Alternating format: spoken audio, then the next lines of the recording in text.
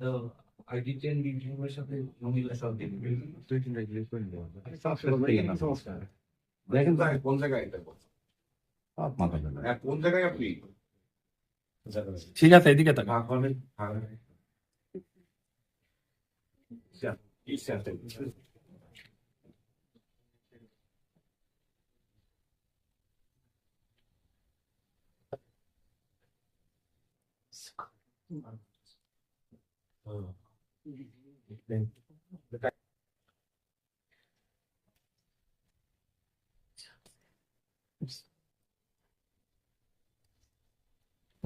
আজকে সকাল পর্যন্ত আমাদের নমিনেশন পেপার বিক্রি হয়েছে 2 আসনে মিলে 12টি।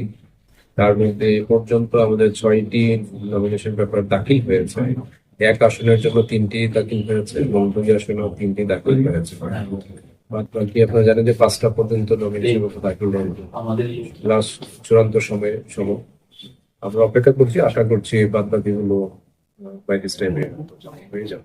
মূলত তো যেদিন থেকে নির্বাচন কমিশন তফসিল ঘোষণা করেছে সেদিন থেকেই শুরু। আমাদের প্রস্তুতি নির্বাচনের তফসিল ঘোষণার আগে থেকেই শুরু হয়েছে। আনুষ্ঠানিকভাবে যখন নির্বাচনের তফসিল ঘোষণা করা হয়েছে সেদিন থেকে আমাদের আনুষ্ঠানিকতা শুরু। আর নির্বাচনের পূর্ব প্রস্তুতি হিসেবে যত ধরনের কার্যক্রম আমাদের হাতে নেওয়া প্রয়োজন সকল কার্যক্রমের প্রস্তুতি আমাদের প্রায় সম্পন্নের পথে। আপনারা জানেন আমাদের চুয়াডাঙ্গাতে 2টি আসনে 354টি কেন্দ্র রয়েছে।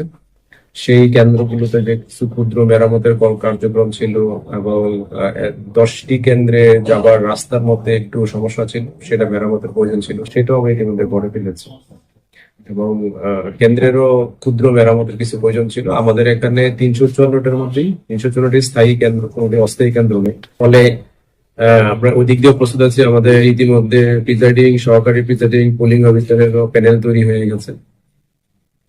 আর নিরাপত্তার বিষয়ে পুলিশ, বিজিবি, আনসার, সেনাবাহিনী মাঠে কাজ করছে।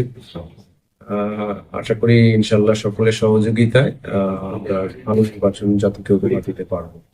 আচরণ বিধিমালা প্রতিপালনের জন্য প্রতিটি উপজেলায় এক্সিকিউটিভ ম্যাজিস্ট্রেট নিয়োগ করা আছে। তারা প্রতিদিনই এই আচরণ বিধিমালাকে ভঙ্গ করছে কিনা সেটা তারা দেখছে। যেখানেই দেখছে সেখানেই তারা আইন অনুযায়ী ব্যবস্থা দিচ্ছে। এখনো পর্যন্ত আমরা ইনশাল্লাহ নির্বাচনের জন্য পরিপূর্ণ প্রস্তুতি নিয়ে আছি। আশা করি চুয়াডাঙ্গাবাসী সকলের সহযোগিতায়, সকল রাজনৈতিক দলের সহযোগিতায় আমরা একটি সুন্দর নির্বাচন জাতীয় উপহার দিতে পারবো।